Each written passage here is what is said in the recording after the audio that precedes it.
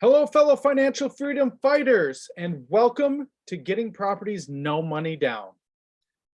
Would that be helpful for you? Getting started in real estate, wanting to do a real estate deal, maybe you don't have the capital to do a real estate deal. Hey, why not get a property, no money down? I want to show in this demonstration here that it is possible. Okay. You can't base it off these exact details, but I'm showing people that don't even understand the fundamentals of how to do this, of how it could be done. Now, you should totally have the knowledge how to do this if you go to execute this. You might need an attorney, you might need a closing company, you might need to understand the laws in your state to be able to do something like this, okay? Because it does get technical. But if you understand that technicality, if you've got knowledge, network, and resources to back you up and you understand what you're doing, wow, you can get an unlimited amount of properties, literally unlimited. Okay. So we're going to go with our demonstration here of Jill. Okay. Now, folks, the date and the time that it is, the era that we're living in is getting very interesting. Okay. We might be on on the doorstep of one of the biggest crashes of all time. It might be coming in waves where people just cannot pay for their homes. Okay. So Jill here has a home and she just lost her job. Okay. So Jill owns a home and is worth 100,000, but she owes $95,000. Okay. And her house payment is $1,000 a month. So Jill owes $1,000 a month. She just lost her job. She cannot make her next payment. She doesn't have any savings. Calls her sister. Her sister says, "Hey, come live with me in Arizona." Jill's like, "Perfect. Let me just sell my house and I'll be right on my way." Perfect. So Jill goes to her local realtor or brokerage and says, "Hey, I want to sell my home." They're like, "Perfect. Thank you." They run the numbers and they say, "Yeah, just go ahead and put $10,000 in repairs. Okay. And we'll be able to sell it for 100." Well, after closing costs and the realtor's fees, she would have to pay them to get rid of the property. So she basically says, "Well, I can't pay you, but I want to sell my property." And the realtor says, "Well, then I can't help you. I will not list your property on the MLS unless you pay me." Kind of a membership, if you know what I mean. Why wouldn't everybody have access to MLS? Well, we kind of do with Zillow and Redfin and things like this nowadays. People are becoming privy to this. But let's think about this. Do they teach you how to buy a house in high school, college? No, because there's a whole industry that make a profit because you don't understand that process. Let that sink in. So Jill doesn't know what to do. So she's like, "Well, next best thing, I guess, for sale by owner in the front yard."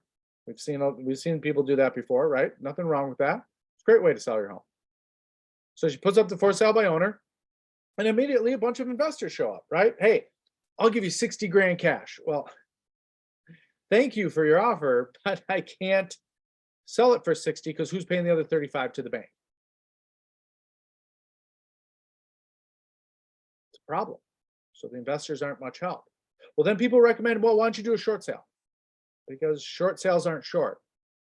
And just because you go through the process spending all that time and money and nobody's making the payments does not mean the bank is ever going to help you. Folks, let's look back in our life at any point or ask our parents or our grandparents when a bank actually helped them. When did a bank go out of their way to actually help you? No. They make mistakes, nothing happens. You make a mistake, there's your 35 now $45 late fee, right? Or whatever else they charge. I think there's a cash fee now. You get charged for having cash in there. Awesome. So Jill, on the other hand, is running out of options, right? She's going to start owing payments soon. She just wants to get out of there. Now she's stressed out. People get depressed in these situations. Now, Jill's situation is just one. There's a lot of different situations that happen, folks. People become ill. People get divorced. People have bad things happen to them in their life. Maybe they just get tired of the property. Maybe they hate the property. There's a million things. Maybe they hate the neighbors, right? That's always a factor too, right?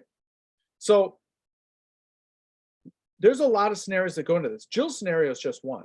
but she's starting to get stressed out. She's starting to panic. Okay. So now it's been 30 days, right? She's already late on a payment. If you are a knowledgeable investor, right? You have network, knowledge, network, and resources. If you have these things, okay, and you approach a homeowner like this, knowing that you could rent it for $1,500 and be making $500 a month.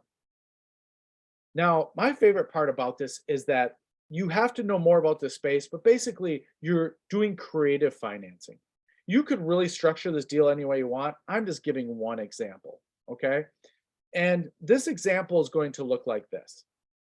It is going to look like, Jill, if I took over your payments, okay?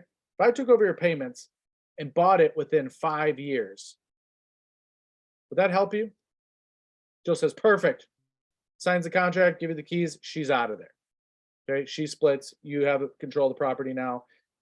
You immediately get a renter in there to start making that $500 a month. Okay? $500 a month over the course of a year is $6,000. Over the course of 5 years, that's $30,000. Big difference. Big difference, right, folks? Big difference. Like I said, you need to know what you're doing, though. There are severe consequences for not meeting your contractual obligation, okay? So definitely seek out the right knowledge to be able to do this, right? A trusted resource that is going to help you in your time of need and teach you the right way to do things.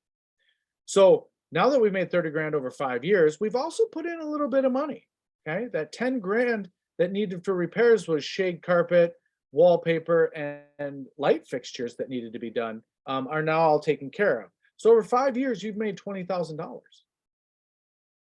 But something else happened over 5 years, right? We've paid down that mortgage. And now that property is worth $160,000. Wow. 5 years later, you have a completely different scenario. If you get out your calculator real quick and calculate your return on investment, what percentage of a return on investment are you getting putting no money down?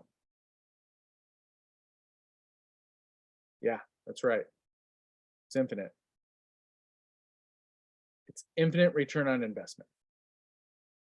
So now that the 5 years are up, you have a choice.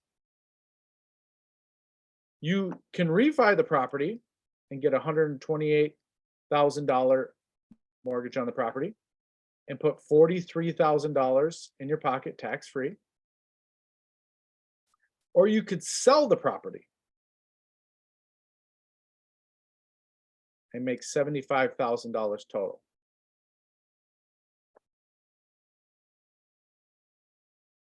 That's off literally putting no money down on a property. If you would like to know how to do this in mass for the issues that are going to be coming up for a lot of people out there, and maybe you'll be able to help our fellow Americans and save them for foreclosure and help them keep their credit good so that they can fix their lives within a couple of years and get back to where they want to be. This is how we do it.